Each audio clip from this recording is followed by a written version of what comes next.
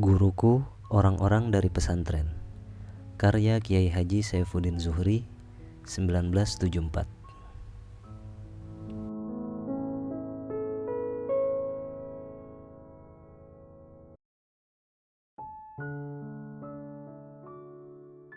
Pada suatu hari dalam tahun 1939, aku menerima sepucuk surat. Benar-benar sepucuk surat buatku. Kalau saja itu cuma surat biasa, buat apa dijadikan suatu peristiwa penting? Bukankah biasa seseorang menerima sepucuk surat? Ya, buat apa diceritakan di sini kalau saja tak mengandung hal luar biasa karena dan disebabkan oleh sepucuk surat itu. Memang benar, menerima sepucuk surat adalah hal yang lumrah. Tetapi jangan lupa surat macam apa dan dari siapa. Sepucuk surat bisa merupakan sesuatu yang bagiku benar-benar luar biasa dalam sejarah hidupku, disebabkan nama pengirimnya dan isinya. Coba bayangkan, andai kata ya, ini misal saja. Andai kata pada suatu hari tanpa disangka-sangka saudara menerima sepucuk surat dari presiden. Disebutkan dalam surat itu bahwa saudara dipanggil menghadap beliau pada hari anu, tanggal sekian, untuk dilantik menjadi menteri. Nah, apakah saudara tidak akan menganggap bahwa peristiwa menerima sepucuk surat itu hal yang penting? Bahkan sangat penting dalam sejarah hidup saudara, dan oleh sebab itu, tentu pada suatu ketika akan diceritakan sebagai kejadian penting. Kalau aku jadi saudara, pastilah kejadian itu akan kuceritakan pada kesempatan yang baik kepada siapapun. Mungkin tidak cuma sekali. Begitulah, surat yang aku terima itu tertulis di bagian si pengirimnya, nama A. Wahid Hashim, Tebu Ireng, Jombang. Sejenak aku tertegun. Beberapa lama aku terdiam. Kuamati sekali lagi nama si pengirim dalam sampul surat itu. Tak salah alamatkah ini? Baru yakin setelah berulang-ulang aku baca alamatnya, benar dialamatkan kepadaku, namaku ditulis di sana dengan jelas, ejaannya pun tepat. Nama A. Wahid Hashim, atau lebih tepatnya Kiai Haji Abdul Wahid Hashim, sudah sering aku dengar dan aku baca dalam surat-surat kabar atau majalah-majalah. Bahkan sesekali gambarnya ikut menghias di sana. Di kalangan kami, pesantren, beliau dikenal sebagai putra dari seorang ulama besar yang amat harum namanya, Kiai Haji Hashim Asy'ari, pengasuh pesantren Tebu Ireng, Jombang. Putra Tebu Ireng ini dikenal pula sebagai seorang kiai muda. Usianya ketika itu sekitar 25 tahun. Mula-mula hanya dikenal sebagai ketua bagian pendidikan dan pengajaran pada pucuk pimpinan Nahdlatul Ulama di Surabaya. Dalam pertemuan-pertemuan yang kami adakan di lingkungan pesantren kami, tokoh muda ini dikenal pula sebagai seorang yang amat cerdas dan bijaksana, mempunyai pandangan jauh ke depan dan mempunyai cita-cita mengadakan pembaruan-pembaruan dalam lingkungan pesantren. Suatu pembaruan tetapi tidak menghilangkan esensi atau wujud pesantren dengan karakteristiknya. Pembaruan itu cuma terbatas pada atribut yang menyangkut metode efisiensi atau kerapian menggunakan waktu belajar, atau yang menyangkut sistem organisasi pesantren tanpa melenyapkan kepribadian pesantren itu sendiri. Sebab pesantren adalah pesantren. Dia bukan sekadar sekolah atau madrasah, bukan sekadar asrama pelajar, dan bukan pula sekadar kampus. Di sana diajarkan norma-norma yang tidak mungkin dijumpai di tempat pendidikan lain. Di sana bukan sekadar dipelajari berbagai ilmu dan bukan sekadar melakukan ibadah. Tetapi di sana diajarkan nilai-nilai yang paling mutlak harus dimiliki seseorang dalam mengarungi hidup dan kehidupan. Jadi apa sebenarnya pesantren itu?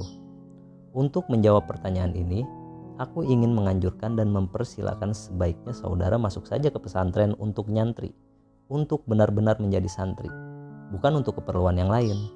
Insya Allah saudara akan menemukan jawabannya. Orang yang mengirim surat kepadaku ini belum pernah aku lihat wajahnya, belum pernah berhadap-hadapan. Aku belum pernah berjumpa dengannya dan dengan sendirinya belum pernah berkenalan. Tetapi namanya telah lama menimbulkan kekaguman di hatiku, yaitu setelah sering aku mendengar tentang kepribadiannya, tentang buah pikirannya, tentang tugasnya mendampingi ayahandanya dalam mengasuh sebuah pesantren besar dan terkenal, yaitu pesantren Tebu Ireng. Sesekali aku membaca karangan-karangannya dalam majalah berita Nahdlatul Ulama yang dipimpin oleh Kiai Haji Mahfud Siddiq. Tulisan-tulisannya itu melukiskan betapa jauh pandangannya ke depan serta betapa luas pengetahuannya. Ditulis dengan gaya populer, ilmiah, dan dalam susunan bahasa yang bagus sekali. Dibentangkan misalnya tentang bagaimana kedudukan kita di tengah-tengah kancah perjuangan, kemana jalan yang hendak kita tuju, manfaat apa yang bakal kita capai, tetapi juga risiko apa yang akan kita hadapi. Diuraikan secara jelas, mantap, dan sangat mengesankan. Namanya kian harum dan dengan sendirinya menambah kekagumanku. Sekitar tahun 1939, orang yang mengirimkan surat kepadaku ini dipilih menjadi ketua Dewan Majelis Islam A'la Indonesia, sebuah badan federasi pucuk-pucuk pimpinan partai politik dan organisasi Islam seluruh Indonesia. Di dalamnya duduk tokoh-tokoh pergerakan Islam yang sangat terkenal di waktu itu. Misalnya, Abi Kusno Cokrosuyoso dan Wondo Amiseno mewakili PSII. Dr. Sukiman dan Kiai Haji Abdul Qohar Muzakir mewakili Partai Islam Indonesia. Kiai Haji Mas Mansur dan Kiai Haji Hajid mewakili Muhammadiyah. Umar Hubais mewakili Al-Irsyad. Muhammad Nasir mewakili Persis. Kiai Haji Mahfud Siddiq dan Kiai Haji M. Dahlan mewakili Nahdlatul Ulama, dan lain-lain sebagai anggota. Dewan dipimpin oleh A. Wahid Hashim sebagai ketuanya. Orang yang begini besar dalam pandanganku ini mengirimkan surat kepadaku, bukan menjawab suratku. Aku tak pernah mengirim surat kepadanya. Surat segera aku buka. Setelah aku yakin bahwa surat itu ditujukan kepadaku, 2-3 kali aku ulang membacanya. Terbayang padaku kepribadian penulisnya kalau aku perhatikan bentuk suratnya.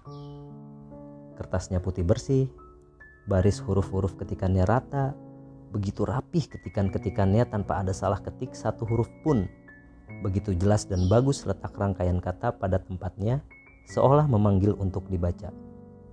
Itu semua menimbulkan kesan padaku bahwa penulisnya seorang yang mengerti keindahan seni menulis, cermat tetapi pasti tanpa ragu-ragu, senang berkawan dan pandai bergaul, dan lagi, ini yang tak kurang-kurang pentingnya, pandai merawat mesin tulis dengan baik.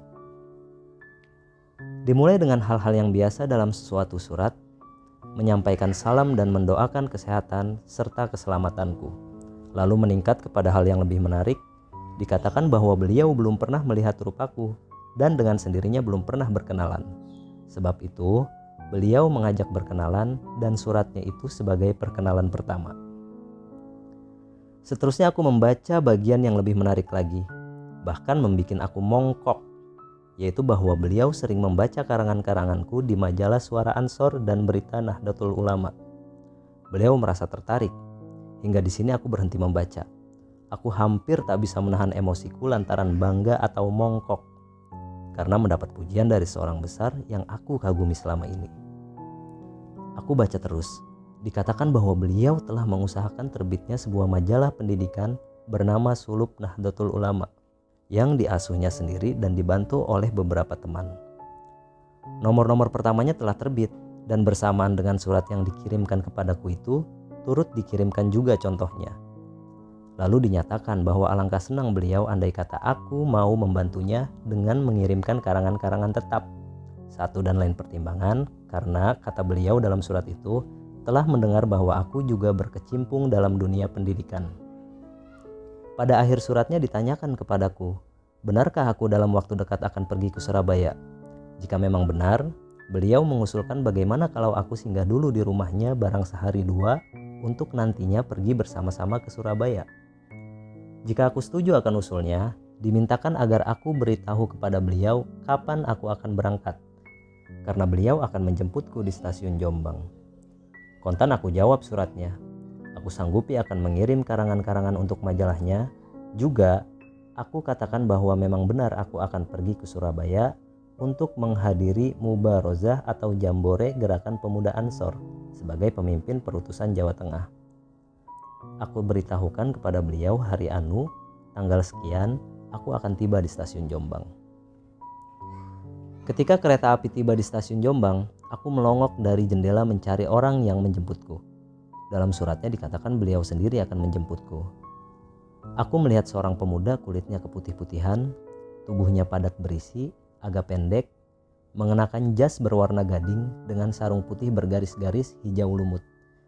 Memakai peci putih ala Nehru, tampak sedang mencari aku dari satu jendela ke jendela yang lain. Aku segera turun. Ketika kakiku menginjak lantai peron stasiun, orang ini menatapku sambil menyebut namaku dalam nada, "Betulkah aku orang yang beliau jemput?" Buat pertama kali, aku melihat wajahnya. Kami berjabatan tangan, saling menyebut nama kami masing-masing. Lama dan erat sekali tanganku digenggamnya sambil menatap terus mukaku dengan senyumnya yang lebar. Tak putus-putusnya keluar ucapannya, "Ahlan wa sahlan, marhaban, ahlan, ahlan." Aku dibimbingnya keluar dari peron stasiun. Tanganku dipegang terus, seolah-olah khawatir aku akan melarikan diri. Tangan yang lain menjinjing koporku karena aku tak diizinkan menjinjing sendiri. Sebuah delman miliknya yang sengaja disediakan untuk menjemputku telah menanti. Kami menuju ke rumah kediamannya di Tebu Ireng. Sepanjang jalan beliau bercerita macam-macam hal diselingi kisah-kisah lucu, membuat aku tidak merasakan letihnya perjalanan jauh. Suasananya jadi akrab sekali, seakan-akan kami dua orang sahabat yang telah lama berkenalan. Tetapi tidak semua yang diceritakan masuk kepadaku. Otakku terganggu oleh perhatianku untuk mencoba membaca pribadi orang ini. Wajahnya yang cerah dan segar, senyumnya yang ditujukan hanya buatku, nada suaranya yang mantap dan enak didengar, semua itu aku coba untuk membacanya. Dalam fantasiku, orang besar mestilah memperlihatkan mahal senyum. Kalau bicara dihemat, perhatiannya dipusatkan kepada dirinya bukan kepada yang diajak bicara. Bahkan yang diajak bicara harus memperhatikannya. Tapi orang yang satu ini tidak demikian. Pusat perhatiannya ditujukan kepadaku, orang kecil. Tambah jelas bagiku tentang kepribadian orang yang selama ini aku kagumi. Kesimpulanku, tidaklah sia-sia kekagumanku kepada seorang yang memang besar. Dan orang besar itu kini berada dalam jarak yang dekat sekali denganku, bahkan dalam satu delman.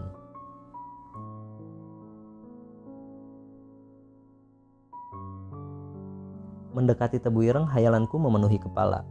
Tergambar dalam angan-anganku tentang sebuah pesantren besar dengan para pengasuhnya yang bercita-cita besar di bawah pimpinan seorang ulama besar. Aku bersyukur bahwa dalam hidupku, ku peroleh kesempatan mengunjungi pesantren Tebu Ireng yang termasyhur. Walaupun tidak lama, tetapi waktu dan kesempatan yang terbatas itu akan kumanfaatkan untuk belajar dari Tebu Ireng sekalipun hanya dalam sehari dua. Kiai Haji A. Wahid Hasyim menganjurkan kepadaku, biarlah kami istirahat sejenak di rumahnya sambil membasahi kerongkongan yang sudah cukup kering. Aku akan diantarkan menghadap Hadratus Syekh, yang dimaksud ialah Kiai Haji Hasyim Asy'ari. Sebutan ini lazim dipergunakan di kalangan Nahdlatul Ulama dan pesantren Tebu Ireng untuk panggilan sehari-hari Kiai Haji Hasyim Asy'ari. Buat pertama kali, aku menghadap Hadratus Syekh. Seperti terpukau oleh sinar wajahnya yang bercahaya, memancar dari wajah orang yang sangat berwibawa. Ketika aku memberikan salam, beliau sedang duduk di atas permadani yang memenuhi ruangan tamu yang luas, mengenakan baju Jawa seperti piyama tak berleher, berwarna putih terbuat dari kain katun, bersarung plekat dan mengenakan serban. Beliau sedang membaca sepucuk surat. Aku heran sekali melihat orang tua yang usianya lebih dari 70 tahun masih dapat membaca tanpa kacamata. Aku diperkenalkan oleh Kiai Haji A. Wahid Hasyim. Kedua ayah dan putra ini berbicara dalam bahasa Arab. Sesekali Kiai Wahid Hasyim menjawab pertanyaan-pertanyaan ayahandanya dalam bahasa Jawa yang halus. Tetapi setelah Kiai Wahid Hasyim memberitahukan bahwa aku dari kalangan pemuda Ansor, maka Hadratus Syekh kontan menggunakan bahasa Indonesia dalam percakapan denganku. Walaupun telah diberitahukan bahwa aku dari Jawa Tengah. Diucapkan dengan lambat-lambat kalimat demi kalimat, seolah-olah sambil berpikir apa yang harus dikatakan. Sejenak aku menyadari bahwa bukan karena beliau tidak paham bahasa Indonesia, melainkan karena kepribadiannya serta sifatnya yang serba hati-hati. Aku teringat sebuah kalimat hikmat dalam pelajaran di madrasah. Orang bijaksana berpikir dulu, baru berkata. Tetapi orang sembrono berkata dulu, baru berpikir. Hadratus Syekh jelas memperlihatkan termasuk orang yang bijaksana. Tidak tergesa-gesa dalam mengutarakan buah pikirannya, jelas dalam menggunakan kata-kata hingga sebodoh-bodoh orang akan bisa menangkap apa yang dimaksud. Bukan kalau berbicara dalam bahasa Indonesia saja beliau ucapkan dengan lambat-lambat, tetapi juga dalam bahasa Jawa dan Arab. Sesekali beliau mengajak aku berbicara dalam bahasa Arab. Akan tetapi aku jawab dalam bahasa Indonesia, mengikuti jejak Kiai Wahid Hasyim yang sesekali menjawab pertanyaan-pertanyaan ayahandanya dalam bahasa Jawa, sekalipun Hadratus Syekh menanyakan sesuatu dalam bahasa Arab. Percakapan menjadi panjang. Hadratus Syekh memberitahukan kepadaku bahwa surat yang tadi sedang dibacanya datang dari seorang ulama terkenal di Jawa Tengah yang beliau telah anggap sebagai gurunya. Aku tahu sifat Hadratus Syekh yang selalu memandang ulama seangkatannya sebagai gurunya. Ini adalah sifat tawaddu, rendah hati. Dikatakan bahwa beliau sangat sedih. Mengapa harus berbeda pendapat antara beliau dengan pengirim surat? Ketika itu memang sedang terjadi perbedaan pendapat di kalangan ulama tentang hukum trompet dan genderang yang dipakai oleh gerakan Ansor manakala sedang baris berbaris atau sedang pawai. Sebagian ulama mengharamkan, tetapi sebagian besar termasuk di dalamnya Hadratus Syekh membolehkan. Yang mengambil hukum membolehkan ini memakai alasan dan pertimbangan untuk mendemonstrasikan syiar Islam dalam rangka mempersiapkan kekuatan agar musuh tidak memandang rendah kekuatan kita. Jangan dilupakan, ketika itu seluruh bangsa kita sedang menghadapi aksi mobilisasi yang diadakan oleh kaum penjajah. Hadratus Syekh memperlihatkan kepada kami isi surat yang dibacanya. Datang dari seorang ulama terkenal yang dipandangnya sebagai gurunya dengan nada keras mengharamkan. Beliau baca suratnya dalam bahasa Arab. Beliau katakan berulang-ulang, sangat sedih. Mengapa gurunya itu memarahinya? Maksudnya berbeda pendapat. Tetapi akhirnya dengan nada yang pasti dan mantap, beliau katakan bahwa beliau akan berusaha sekeras-kerasnya untuk menginsafkan gurunya itu. Kiai Wahid Hasyim maupun aku hanya diam menunduk, tak akan mencampuri urusan tersebut. Biarlah diselesaikan di antara para ulama. Tetapi kuat keyakinanku, wibawa Hadratus Syekh akan dapat menginsafkan pihak-pihak yang mengharamkan trompet dan genderang itu. Dan ternyata memang benar. Dalam Muktamar Nahdlatul Ulama yang diadakan kemudiannya, telah diputuskan dalam sidang suriah yang terdiri dari hanya para alim ulama, trompet dan genderang yang dipersoalkan itu dibolehkan. Suatu sidang yang khusus dihadiri oleh ratusan alim ulama dari seluruh Indonesia, dalam mana Hadratus Syekh mempertahankan pendiriannya. Dalam sidang tersebut, pendirian beliau diuji kebenarannya dan ternyata memperoleh dukungan seluruh muktamar. 2 hari berada di tengah-tengah pesantren Tebu Ireng, aku memperoleh pelajaran yang banyak sekali. Jikalau Hadratus Syekh sehari-hari banyak berbicara dalam bahasa Arab, hal itu banyak juga terjadi di kalangan kiai-kiai pengasuh pesantren di mana-mana. Aku telah mendapat jawabannya. Sepanjang hari pekerjaannya mengajar para santri sejak pagi buta, sehabis sembahyang subuh hingga jauh malam. Gelombang demi gelombang rombongan santri datang dan pergi mengerumuni Hadratus Syekh untuk menerima pelajaran. Cara belajarnya, masing-masing santri menyimak kitab yang dibaca beliau, dan hampir tak ada sebuah kitab pun dalam bahasa lain kecuali bahasa Arab. Saat-saat senggang tidak mengajar, peluang waktu itu dipergunakan untuk membaca sendiri, mutolaah kitab-kitab yang juga berbahasa Arab. Hampir setiap hari ada saja tamu yang datang dari kalangan ulama juga. Mereka datang dengan membawa permasalahan hukum Islam untuk dimusyawarahkan, sehingga dengan sendirinya memerlukan membuka-buka kitab untuk mencari kaidah-kaidah atau dalil-dalilnya. Belum lagi menerima pertanyaan-pertanyaan tentang sesuatu hukum Islam, baik yang datang secara lisan maupun tertulis.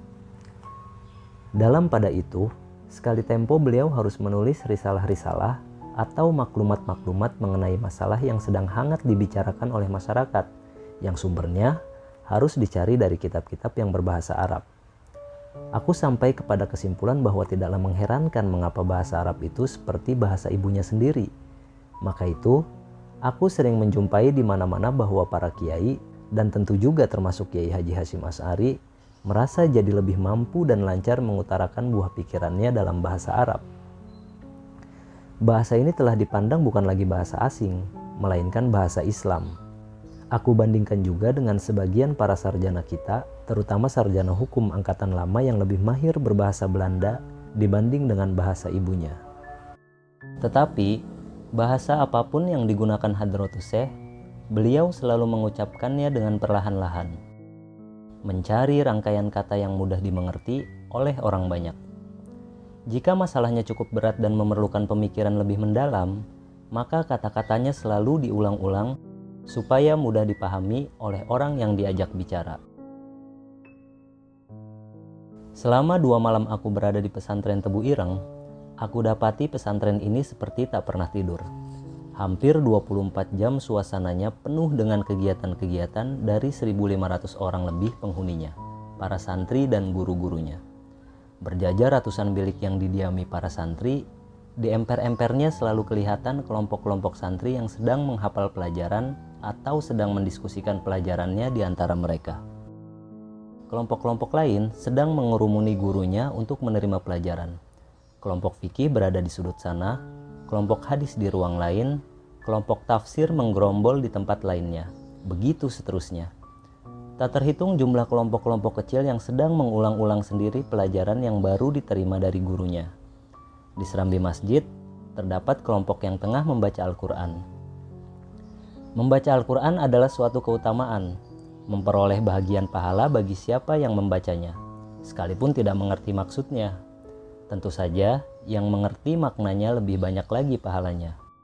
Dan berlipat ganda lagi pahalanya bagi siapa yang mengamalkannya secara semestinya. Masjidnya terletak di tengah kompleks pesantren yang luasnya sekitar 8 hektar. Masjid itu tidak terlampau besar, kira-kira berukuran 15 kali 25 meter. Pada waktu sembahyang jamaah, sembahyang bersama, bisa meluap jamaahnya hingga halaman seputarnya, bahkan memenuhi lorong-lorong sekeliling pesantren. Pada waktu sembahyang subuh sama banyaknya yang berjamaah itu dengan waktu-waktu yang lain. Jika tidak karena sesuatu halangan, Hadratus Syekh sendiri yang mengimami. Dibacanya Al-Quran sambung menyambung dari satu sembahyang ke sembahyang yang lain hingga tamat seluruh Al-Quran. Dan diulang lagi dari permulaan Al-Quran pada sembahyang berikutnya dan berikutnya, hingga berkali-kali Al-Quran ditamatkan dalam waktu sembahyang. Demikian itu berlangsung beberapa tahun. Saat-saat bukan sembahyang jamaah, masjid pun tak pernah sunyi dari orang-orang yang bersembahyang sunnah, sembahyang untuk keutamaan beramal. Sebagian lain mengerjakan wiridan, yaitu membaca rangkaian kalimat suci secara tetap waktunya. Dan bilangannya pun tertentu pula, sesuai dengan ijazah yang diberikan guru. Wiridan pun termasuk ingat kepada Allah, zikir untuk memohon ampunannya, rahmatnya, dan ridhonya. Di sana-sini ada juga yang tengah membaca surat kabar atau majalah. Ada yang berbahasa Indonesia, Arab, maupun Belanda, Java Bode Lokomotif. Di salah satu sudut, ada sebuah kafetaria tempat santri-santri jajan, makan, dan minum, disebut ngopi. Tentu saja namanya bukan kafetaria, cukup dengan warung pondok saja. Biasa di mana-mana, tempat ngopi juga tempat pertemuan.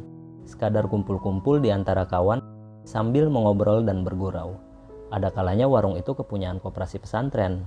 Ada pula yang milik Bu Nyai, yang dipercayakan pengurusannya kepada beberapa orang santri. Aku mencoba untuk menemukan di mana faktor kebesaran dan kemasyhuran pesantren Tebu Ireng. Terasa adanya proses pembaruan berjalan dengan bijaksana. Tidak secara mutlak, tetapi terbatas pada atribut yang bertalian dengan metode efisiensi penggunaan waktu dalam hubungannya dengan sistem belajar. Metode lama yang memang lebih produktif dan baik tetap dipertahankan. Sebaliknya, metode baru yang ternyata tidak menghasilkan lebih baik tidak dipakai, sekalipun namanya modern. Sesuai dengan perkembangan pesantren, maka faktor organisasi pesantren menjadi sangat penting. Para santri diberi kesempatan dan melatih diri untuk turut memikul tanggung jawab karena pesantren adalah dunia mereka sendiri. Karena itu, di antara santri-santri dibentuk dewan pengurus yang membawahi kelompok-kelompok kecil menurut susunan lingkungan vertikal dan horizontal. Urusan mereka diurus sendiri di antara mereka secara musyawarah. Dalam pada itu, masalah kebersihan dan kerapian terus diusahakan peningkatannya. Proses pembaruan itu memang tidak bisa dilaksanakan secara kilat, memerlukan waktu. Soalnya menyangkut kondisi para santri sebagai anak-anak rakyat yang terdiri dari macam-macam tingkatan atau berbeda tingkat sosial ekonominya.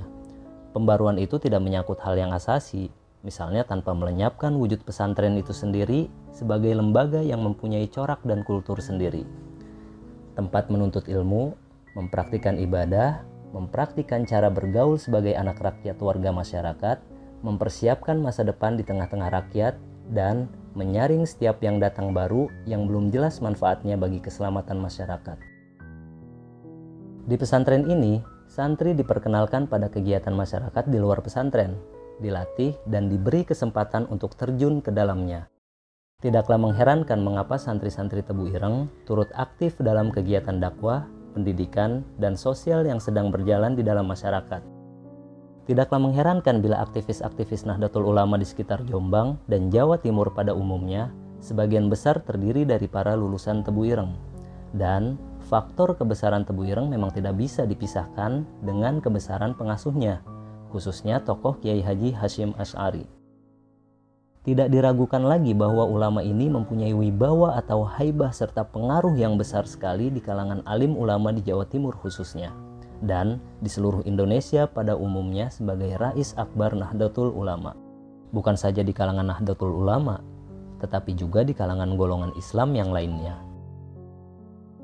Ada satu lagi faktor Tebu Ireng sebagai kiblatnya para ulama di seluruh Jawa pada khususnya, dan di Indonesia pada umumnya. Tebu Ireng memiliki daya tarik yang kuat sekali. Ada kecenderungan di kalangan para santri dan bahkan kiai-kiai pesantren yang lain untuk bisa merasa dekat dengan Tebu Ireng. Perasaan ada sesuatu yang hanya di Tebu Ireng orang bisa menemukannya. Bukan sekadar pribadi Hadratus Syekh, tetapi terutama karena tokoh besar ini dirasakan tepat sekali untuk menduduki tempat sebagai Bapak Ulama Indonesia. Pernah pada suatu ketika di sekitar tahun 1935-an, pemerintah kolonial Belanda hendak menganugerahkan sebuah bintang kepada beliau. Akan tetapi dengan halus ditolaknya. Untuk jangan mendatangkan fitnah dari kaki tangan kolonial, beliau cukup menjawab dengan rendah hati. Aku takut kepada diriku sendiri akan datangnya rasa ujub dan takabur. Aku malu kepada Allah karena aku cuma hambanya yang hina dina. Di pesantren yang manapun dan kiai siapapun bisa membaca kitab Al-Bukhari, sebuah kitab kumpulan hadis Nabi yang paling terkenal sekali.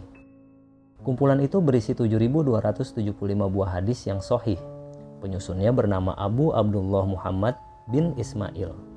Lahir pada 13 Syawal 194 atau 21 Juli 810 di Bukhara. Neneknya seorang pujangga yang terkenal, Bardizbah. Sejak anak-anak ia telah yatim, menghafal Al-Quran dan berpuluh ribu hadis sebelum ia menginjak usia dewasa. Ia mengunjungi kota-kota Khurasan, Baghdad, dan Naisabur, terus ke Irak, Hijaz, dan Mesir untuk mempelajari hadis. Kitab yang terkenal dengan nama Al-Jami' As-Sahih atau lebih dikenal dengan kitab Al-Bukhari ditulisnya sejak ia berusia 16 tahun.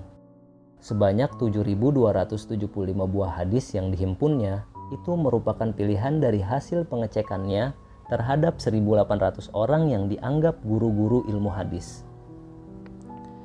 Tiap selesai menulis satu hadis, ia tetap dalam keadaan suci badan dan masih berwudu, lalu sembahyang sunnah 2 rakaat untuk memohon hidayah dan ridha Allah. Demikian pernah ia katakan sendiri. Dalam bulan Ramadan, setelah sembahyang tarawih, ia menjalankan sembahyang sunnah untuk menghafal sepertiga isi Al-Quran setiap malamnya. Seluruh dunia Islam, sejak dulu hingga sekarang, memandang kitab Al-Bukhari sebagai kitab hadis paling otentik di antara kitab-kitab hadis lain yang termasuk di kalangan dunia Islam. Dikisahkan bahwa Imam Muslim, pengarang kitab hadis Sahih Muslim, yang dinilai sama, duit tunggal dengannya oleh dunia Islam, pernah mengatakan, "Ketika aku mengunjungi Imam Bukhari di kediamannya, aku katakan kepadanya, biarkan aku mencium kaki Tuan, hai raja sekalian ahli hadis." Ya, di pesantren yang manapun dan kiai siapapun bisa saja membaca kitab ini. Akan tetapi, apabila Kiai Haji Hasyim Asy'ari membaca kitab Al-Bukhari, biasanya ditamatkan selama bulan Ramadan, maka berduyun-duyunlah kiai-kiai dan santri-santri dari luar daerah untuk mondok di Tebu Ireng, karena hendak mendengarkan Hadratus Syekh membaca kitab Al-Bukhari. Memang, dari banyak sekali ilmu yang dimiliki Hadratus Syekh, beliau paling menonjol sebagai seorang ulama ahli hadis. Orang yang pernah melihat sendiri cara Hadratus Syekh membaca Al-Bukhari mengatakan bahwa beliau sebenarnya telah hafal seluruh isi kitab yang terkenal ini, seolah-olah sedang membaca kitab karangannya sendiri. Orang-orang yang belajar kitab Al-Bukhari di hadapan Hadratus Syekh merasa sangat puas. Selain belajar dari guru yang terpandang, juga karena paling tidak dapat menikmati suasana bulan Ramadan bersama Kiai Haji Hasyim Asy'ari di pesantrennya. Keterangan lain yang dapat aku kumpulkan tentang Hadratus Syekh adalah mengenai tamu-tamunya dan caranya menerima tamu. Setiap hari tak pernah sepi dari kunjungan tamu-tamu yang puluhan banyaknya, bahkan kadang-kadang hingga ratusan. Bermacam-macam tingkatannya.